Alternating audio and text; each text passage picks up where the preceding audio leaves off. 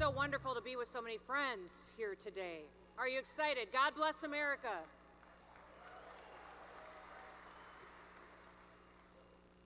Charlton Heston once said, "Those dead old white guys who invented this country, they knew what they were talking about." So often, all we need to do to inspire us for future fights is to look at the examples of the past. Our founding fathers and our former leaders, they charted a visionary path for our country. They created an exceptional experiment of freedom and a personal responsibility that would withstand centuries of storms and challenges. To keep what they built, we must be people who act on values and character rather than our personal benefit. So much of who we are is determined by how we were raised. Now listen, I didn't grow up in politics. On our farm and ranch, we didn't talk about politics, we lived them. We had a gun cabinet in our living room. We had a shotgun hanging in the back window of every single pickup and tractor. Our family vacations were even hunting trips. Long before I ever ran for office, I became a lifetime member of the NRA.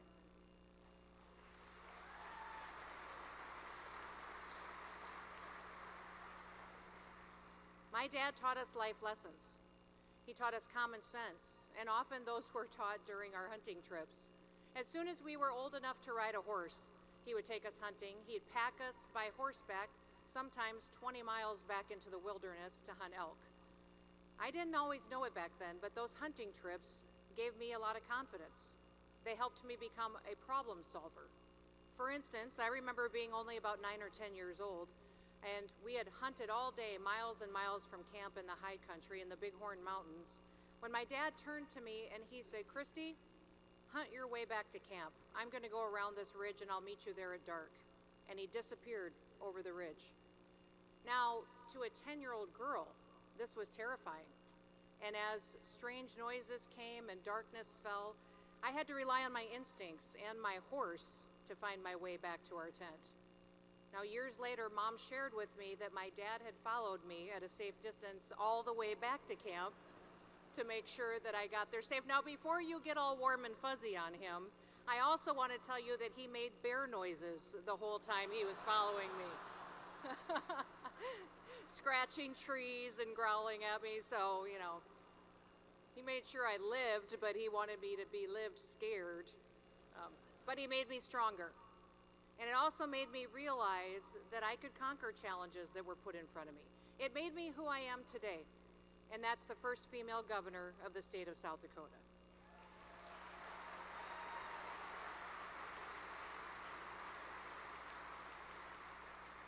Now with me today, I have my husband, Brian, who has been with me every step of the way for the last 31 years. Now I want to thank him for all of his support, but also for the amazing family that we've been blessed with. And speaking of family, I've got 3 kids, 2 son-in-laws, and did you know that I'm also a grandmother? Not just once, but twice. Have 2 beautiful grandchildren.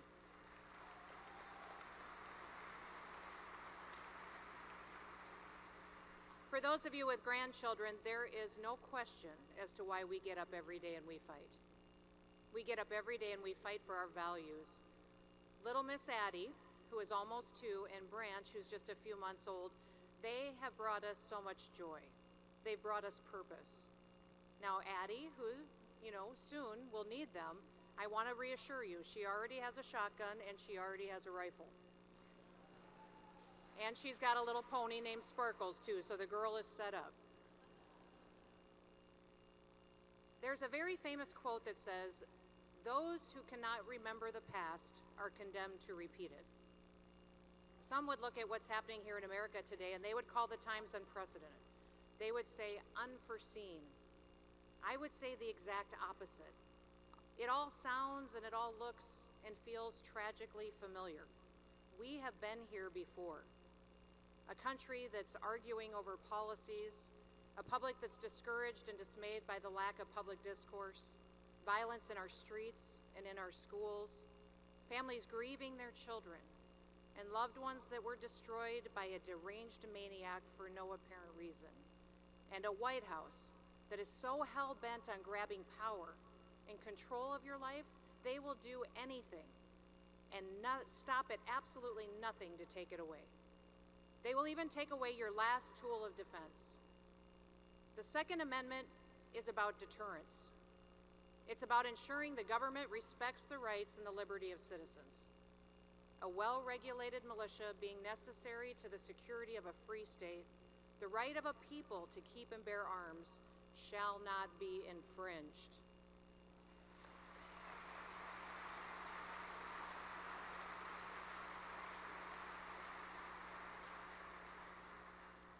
Those 27 words are freedom's last line of defense.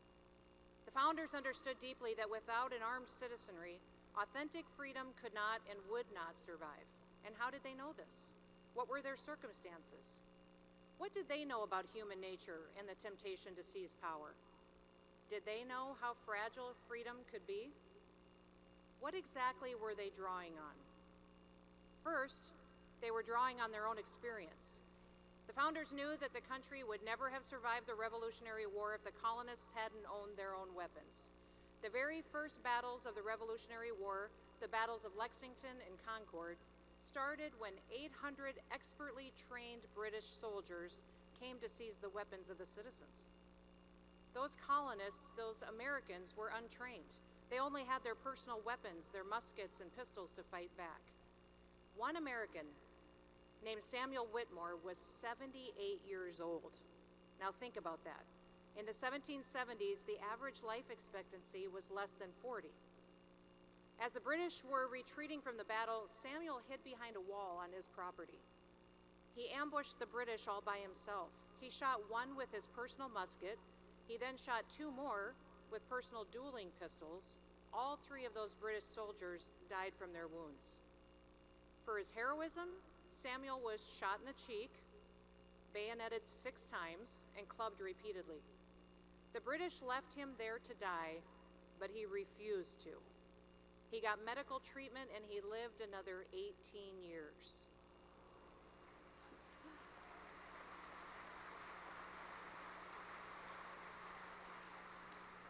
He lived to see American independence secured, to see the ratification of the Constitution, to see George Washington elected as the first president of the United States.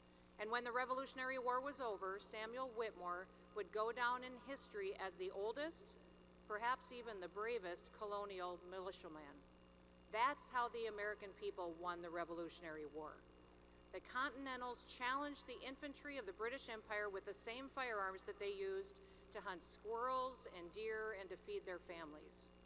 Men like Samuel Whitmore did not ask for permission from their government to own their own firearms. They didn't need it. God gave them that right. Samuel defended his own personal property with his own personal weapons. He defended his own freedom. Ladies and gentlemen, we don't have any idea what hard is. We don't have an oppressive foreign government that's marching across our land and threatening to take everything from us. But we all have our part we need to play to defend our liberty. God gave you those liberties. God gave you the right to defend yourself and your family. Our government recognizes that right, but we do not have to ask permission to defend it. Each of us needs to be as bold and as brave as Samuel Whitmore. It doesn't matter if you're 18 or if you're 78. Now, what else did the founding generation understand? They knew human nature. Writing in 1775, Thomas Paine laid it out clearly. With avarice and ambition have a place in the heart of man, the weak will become prey to the strong. The history of every age and nation establishes these truths, and facts need little argument when they prove themselves. Today, I admit the future looks uncertain. I would say clearly it can be found the answers studying the past and striving to do better. Let's be teachable. The National Rifle Association has leaders who stand in the vortex for us today, such as Wayne and Susan. We see them and their family walk through the fire for us, and we are grateful for that. But we should also look at headlines from 25 years ago and see what we can learn for today. I want to reference a Washington Post article that was dated June 9th of 1998. It summarizes where we stood then in this battle for freedom, but it also reflects much of today's reality. The Post reported the following. The National Rifle Association installed Charlton Heston as its new president today and loudly applauded his pledge to steer the organization back to the political mainstream from what Heston described as the fringe of American life. The choice of Heston was seen in large part as a response to public relations problems for the NRA. They had intensified recently because of several school shootings and rising calls for stricter gun laws opposed by the group. Now, having the right messenger matters. You ask why I'm here today? Why do I boldly support the NRA? Now, I probably don't look like a traditional NRA member. The media would have us believe that the NRA is only made up of old white guys. And all you old white guys can be proud and raise your hands.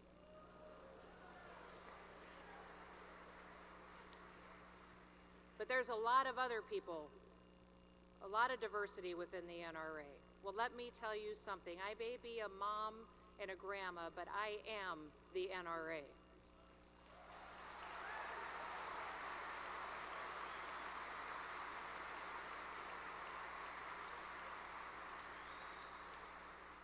Our daughters and our granddaughters, every American is the NRA.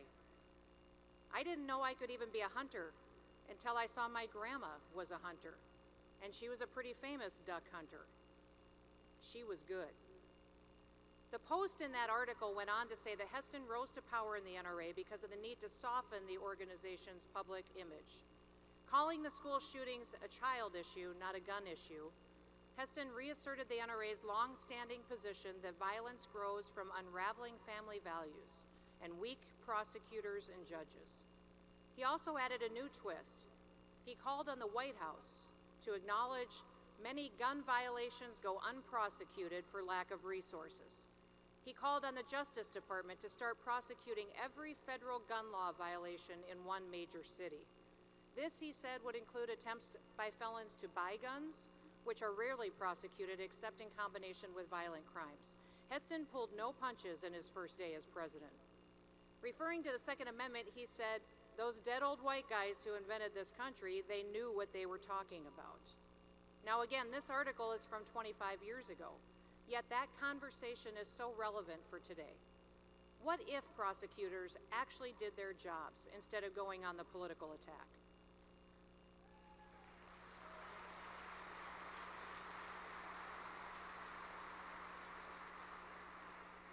What if the laws we had today were actually enforced? What if, when tragedy happens, families gathered together, they bowed their heads, and they prayed for wisdom and discernment on how to heal hearts and minds, rather than to debate the methods used by those in society who do harm? Our problems are not new, yet the threat is greater. Every time our country stands in the path of danger, it is always the patriots to first hear the call. Even the most common man deserves uncommon freedom, and we, the patriots, must be resolved to take action. Why do the liberals and Joe Biden want our guns?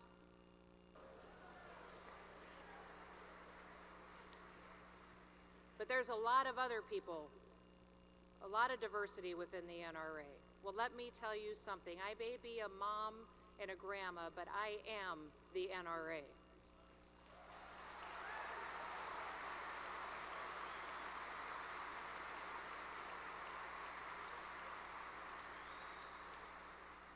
Our daughters and our granddaughters, every American is the NRA. I didn't know I could even be a hunter until I saw my grandma was a hunter, and she was a pretty famous duck hunter. She was good.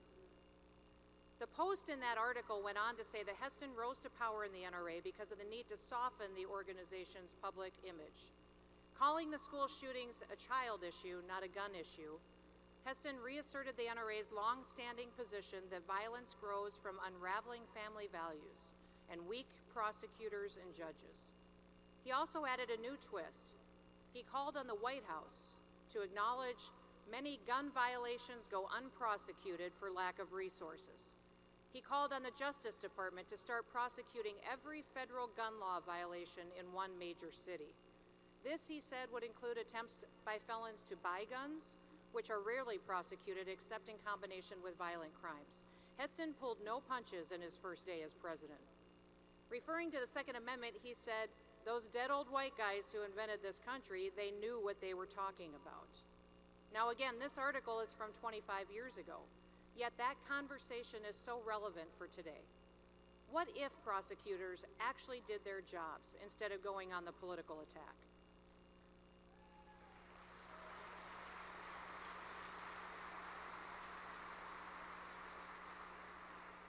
What if the laws we had today were actually enforced? What if, when tragedy happens, families gathered together, they bowed their heads, and they prayed for wisdom and discernment on how to heal hearts and minds, rather than to debate the methods used by those in society who do harm? Our problems are not new, yet the threat is greater. Every time our country stands in the path of danger, it is always the patriots to first hear the call. Even the most common man deserves uncommon freedom, and we, the patriots, must be resolved to take action. Why do the liberals and Joe Biden want our guns? Because it will make it easier for them to infringe on all of our other rights. As the late, great Justice Scalia wrote in the Heller decision, "History showed that the way tyrants had eliminated a militia consisting of all the able-bodied men was not by banning the militia, but simply by taking away the people's arms, enabling a select militia or standing army to suppress political opponents." Well, Biden hasn't done that yet, but why is that? Why haven't they achieved their goal? It's because of you. Because each of you and every one of you is the NRA. Because we have successfully held off federal legislation that would infringe on our fundamental constitutional right to keep and bear arms. We have kept our rights from being infringed. And in the last few years, we've seen government overstep its authority more than ever before. I've said that China didn't just export COVID to the world. They exported communist lockdowns as seemingly the only way of stopping it.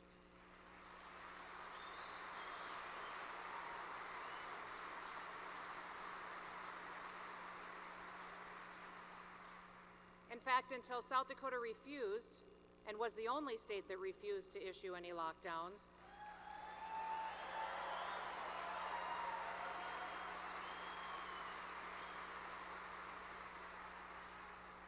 I don't know if political leaders even realized that there was another option. I was shocked at how quickly people gave up their freedoms. Politicians closed churches, so people willingly gave up their freedom of religion. Politicians said you couldn't gather in groups, so people willingly gave up their freedom of assembly. Politicians worked with social media companies to stifle dissent, so people willingly gave up their freedom of speech. I think the American people could learn a thing or two from the NRA. This is not a group of people who give up their God-given constitutional rights willingly.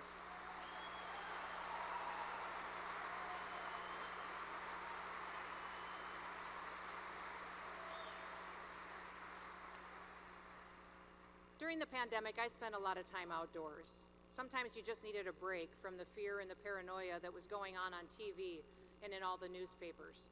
My family would often go and relax at a cabin, go fishing, go pheasant hunting. One day I made a video of me shooting a pheasant. I don't know if you've seen it. I had turned to the camera after shooting a bird and said, "Less COVID, more hunting." And the liberals melted down on me. I was a little embarrassed by that video, though, because it took me 3 shots to drop that bird. Obviously, I was a little out of practice. I was making fun of myself. I needed more hunting. It wasn't my best day shooting, and I shouldn't have been surprised when PETA and all the liberal media came unglued and came after me. They couldn't believe that I would say less COVID, more hunting. I was kind of confused by it. Did they want more COVID or less hunting? But since then, we've had less COVID, so thank God. And we've had plenty of more hunting. In fact, South Dakota has the best pheasant hunting in the world. And if you haven't come to enjoy it with us, then you should. But South Dakota's greatest asset is our people. Our state motto is, "Under God, the people rule." And while enduring many challenges over the last several years, we have worked together to turn those challenges into opportunities. Our state is thriving as a result of embracing liberty and personal responsibility. We're setting the standard as the most Second Amendment-friendly state in the nation. The very first bill that I signed as governor guarantees constitutional carry for all law-abiding South Dakotans.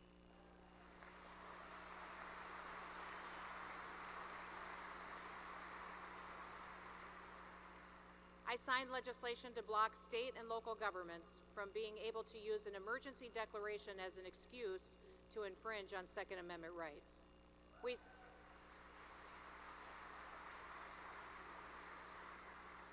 strengthened our Stand Your Ground law.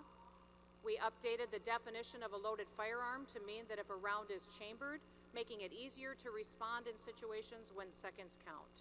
And we made South Dakota the first state in America to not charge a fee for any concealed carry permit. In fact, we now even pay for your federal background check. It will not cost you a penny to exercise your Second Amendment rights in South Dakota.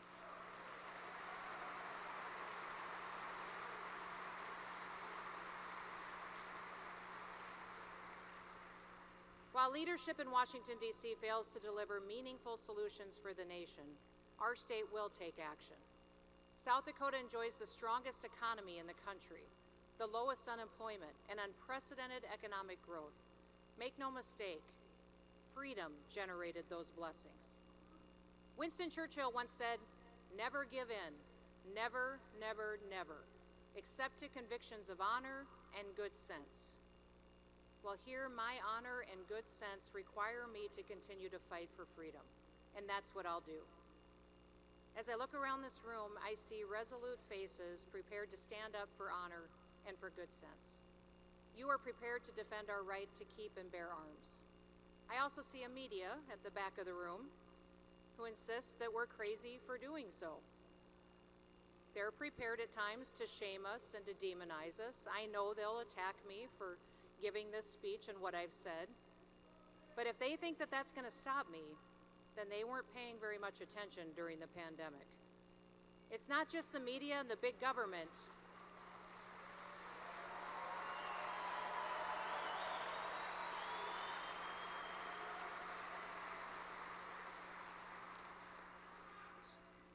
It's not just the media and big government that are attacking our rights. Now we've seen banking institutions go after industries that they disagree with. Have you seen that they're threatening to withhold funding, cancel loans, and holding them to a different standard than how the left is treated? None have been more impacted than those who support the Second Amendment. Well, not on my watch. I won't stand for it, not in South Dakota. So I'd like to ask Wayne if he would come back out here and join me on stage, because today I'm going to be signing an executive order to protect your God-given right to keep and bear arms from being infringed upon financial institutions. So we'll welcome Wayne to the stage.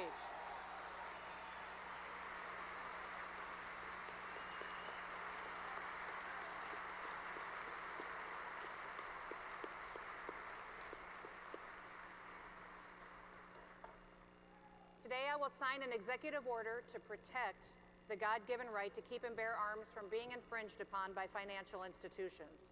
My executive order, effective immediately, blocks state agencies from contracting with large banks that discriminate against firearm-related industries.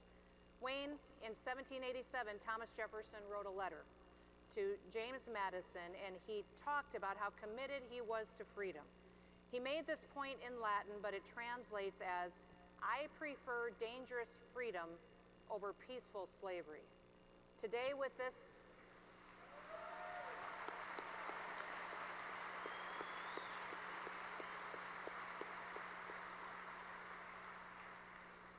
I'm not sure, do you have a microphone, Wayne? You don't? I get to put words into your mouth then. There you go. You're doing great. Wayne is extremely grateful to me for doing this for the NRA today. Got it.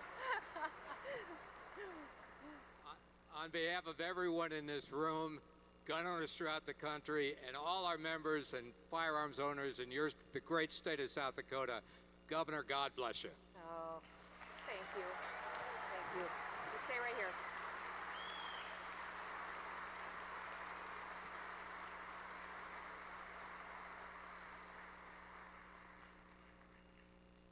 This is Executive Order number 2023-04. The State of South Dakota Office of the Governor, I will be signing it on behalf of protecting those industries related to the gun and firearm industry from being discriminated against by financial institution, banking, credit card, or otherwise.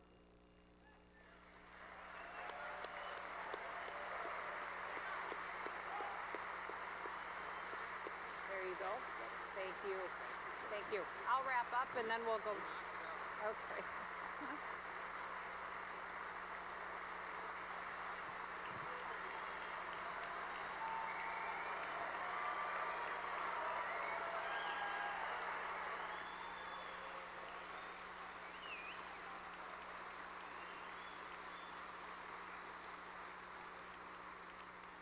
As you leave here today, I want you to remember that quote that Thomas Jefferson wrote to James Madison. I prefer dangerous freedom over peaceful slavery.